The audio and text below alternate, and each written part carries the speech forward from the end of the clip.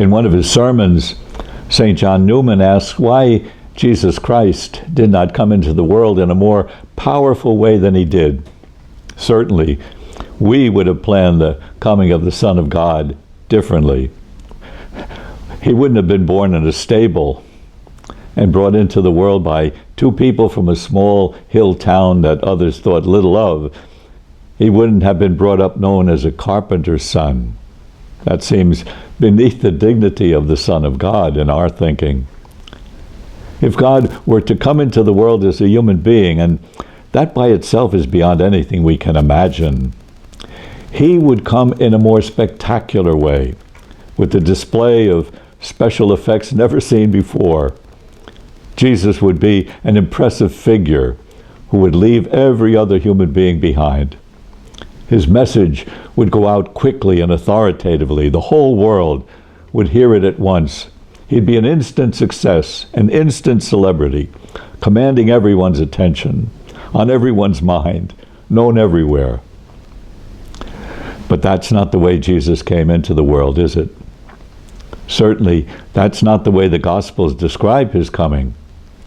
That's not the way he manifested himself either when he began his ministry.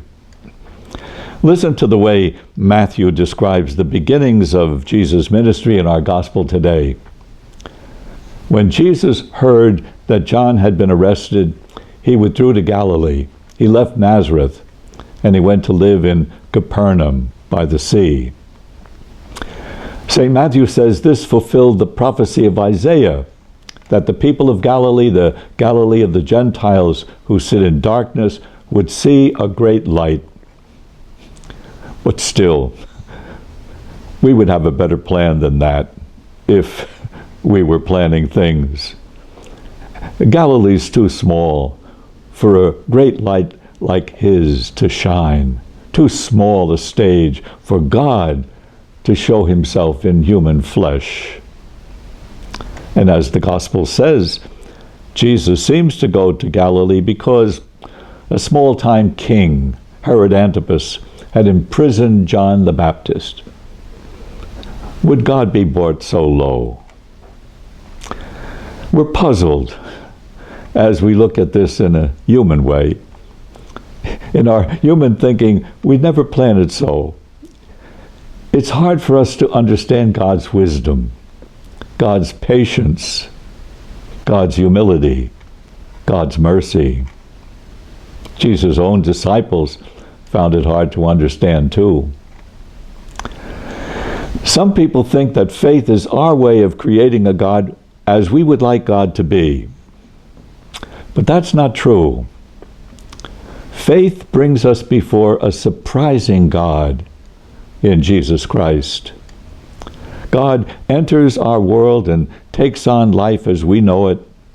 He humbles himself, St. Paul says, taking on the form of a slave with all the constraints a slave would have, all the constraints of life as we know it, going so far as to endure death on a cross. That's a surprising God.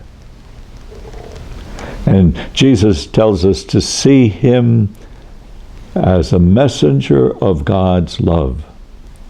God so loved the world that he sent his beloved Son. God came as he did, that we might approach him and know him and not fear him.